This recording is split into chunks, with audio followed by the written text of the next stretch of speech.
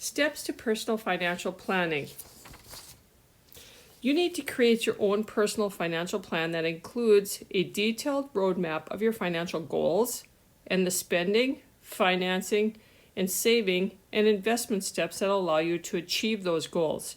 The more detailed you get, the better. So create a budget as well as plans for your managing your liquid assets. Liquid assets are things that you own and can be readily converted into cash without risk of significant loss, such as a savings account at a bank.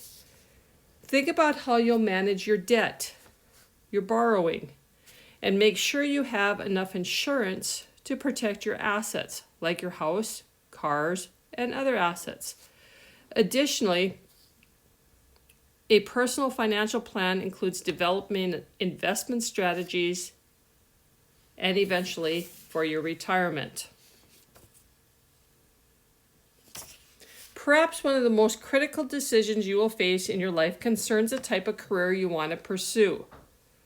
After all, much of your life will be spent on the job.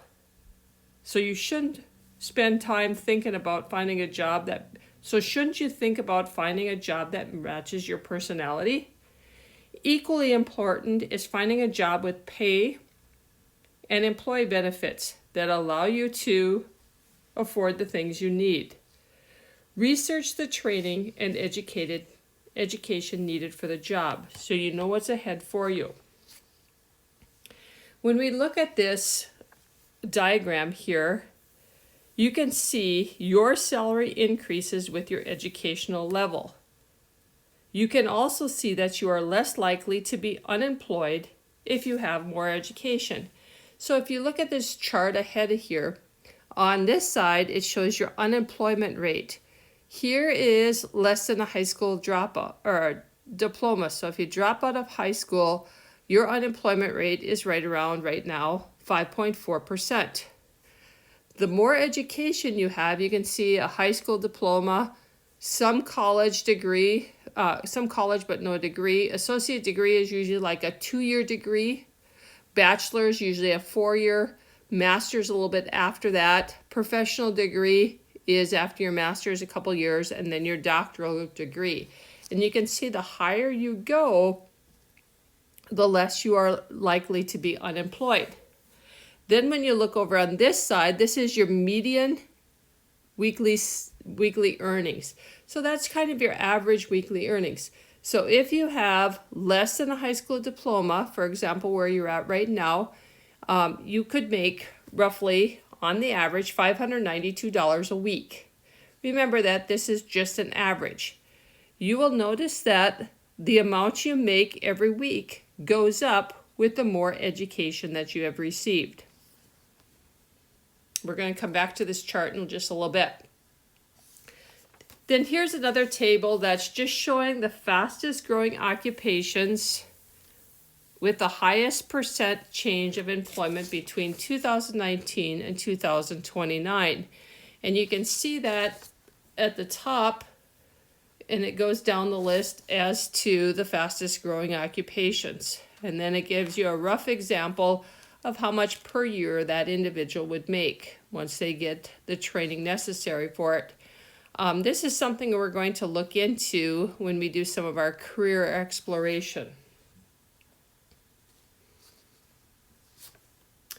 Okay, so we're going to take a look at, we're going to skip down to the problem that says, Lindsay got her first paycheck and noticed that she only took home $62.45 this week. She worked 10 hours and thought she was making $8 an hour. I'm going to flip to my notes here, like you have. It says, how much did her employer withhold from her paycheck? Show your work. Okay, so let's go through this problem here and figure it out, and then we'll go back to number 5. I kind of skipped over it, but we'll come back to it. Okay, you can see that she worked 10 hours. So I'm going to get my pencil here, and I'm going to put 10 hours. And she was paid $8 per hour. So her paycheck should have been 10 times 8, which is $80. Okay, that is her paycheck. So she should have received $80. But you know, once you start working full time, they start taking taxes out of it. She only received $62.45. So what are we going to do? Subtract $62.45. So the amount of taxes they took out was $17.55 for taxes. So if we were going to take it one step further, we could take $17.55 divided by $80, and you will see that 21.94% of her check was for taxes. So in working this job, every dollar that she made, about 22 cents was given to the government. So every hour she was working, she made 22 cents less because of the taxes that are going to be taken out. What's the difference in yearly salary of a student that drops out of school versus earning a high school diploma, a bachelor degree, and a master's degree? So let's go back into our PowerPoint and take a look. For less than a high school diploma, they can make $592 a year. Okay, so with that in mind, okay, $592 a year. So I'm going to put that here. Then we're going to see how much do they make if they have a high school diploma. We're just going to get those numbers for you. So a high school diploma would be $746.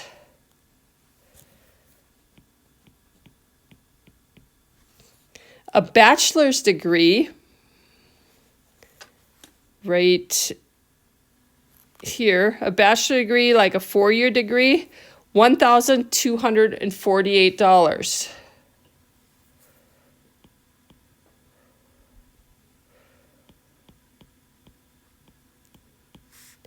And then a master's degree, when we go back into our PowerPoint, a master's degree is a couple years beyond a bachelor's degree, $1,497.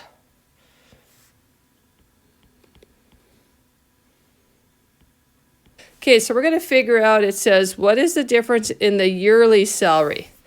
Okay, so for our high school diploma, we are making $746 per week. Okay, if we were a high school dropout, we would be making $592. The difference is we take $746 minus $592 is $154 per week. Okay, $154 times 52 weeks in a year equals, if you take 154 times 52 is $8,008 per year.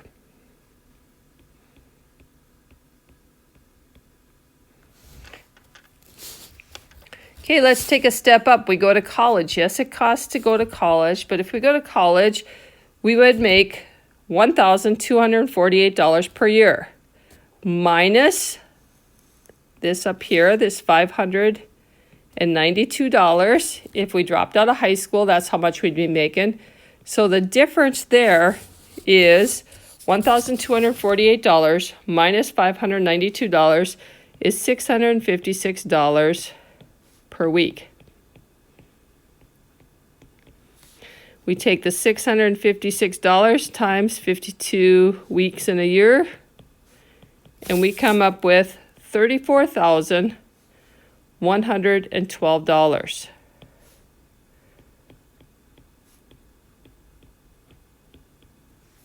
And you can see $34,000 for getting a degree. So after a couple years, you'd have your college paid for, and then you would be making so much more than if you dropped out of high school. Okay, going beyond that, a master's degree, you can roughly earn $1,497 a week. Okay, if we were a high school dropout, we're going to figure out the difference. We could earn $592 a week. And the difference is $905 per week. We take the 905 times 52 weeks, and we get $47,060 per year increase. Okay, so you can see that just by getting a high school diploma, you're going to make a lot more per year. Once you get a degree, a 4-year degree, and then if you get a master's degree. And again, like I said before, it does cost you to go to college, but after about 6, 7, 8 years after paying it, you're still going to work another 30 years in your life. The need for personal financial planning. While people in the United States are on average among the wealthiest people in the world, many Americans pay little or no attention to their personal finances. They rely on credit cards and other forms of debt to a point where the debt and financial problems begin to control their existence. Consider these facts. According to the U.S. Department of Justice, over 815,000 people filed for bankruptcy in 2015. Bankruptcy is the legal process in which a court takes over some finances of a person who is unable to pay his or her bills. 25% of consumers have more credit card debt than emergency savings. About half of all people surveyed in the United States who are working full-time tell us that they live paycheck to paycheck. They don't have anything extra. They rely on the next paycheck to get by. 61% do not have enough money saved to cover 6 months of living expenses, and you'll find out why that's important. Women are more likely than men to be in worse shape financially in all categories. Just a little checkpoint. What is personal financial planning? It is the process of planning all aspects of your personal finances. The benefits of good financial decision making. An early knowledge of personal finance can help you accomplish your goals. In fact, it can help you define your goals. What type of career are you interested in pursuing? Just like Lindsay, you may wonder how much money certain jobs pay. Should you go to college? Should you buy a car? Should you work part-time or focus all your efforts on school and try to get a scholarship? Listed are some things you should consider before you spend your money. An understanding of personal finances helps you make informed decisions about your personal situation. For example, every time you decide to buy a new shirt or anything else, you incur what is called an opportunity cost. In other words, you give up the opportunity to do something else with the money.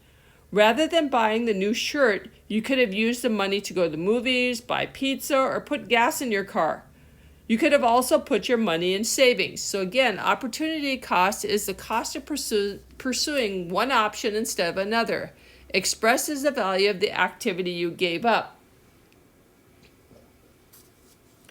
When you begin to view every purchase in terms of its opportunity cost, you begin to change your spending habits. You also need to consider your needs and your wants. We often spend money without considering whether we really need the item or just want it. Needs include food, water, clothing, and shelter. Even within these broad categories, we can buy wants versus needs. For example, Lindsay might need a pair of jeans to replace the worn out pair. She can satisfy this need with a $20 pair, but she may want a pair of jeans that cost $200. As consumers, it's important for us to make those distinctions before we buy. Another checkpoint. What do you stand to gain from your knowledge of personal finance?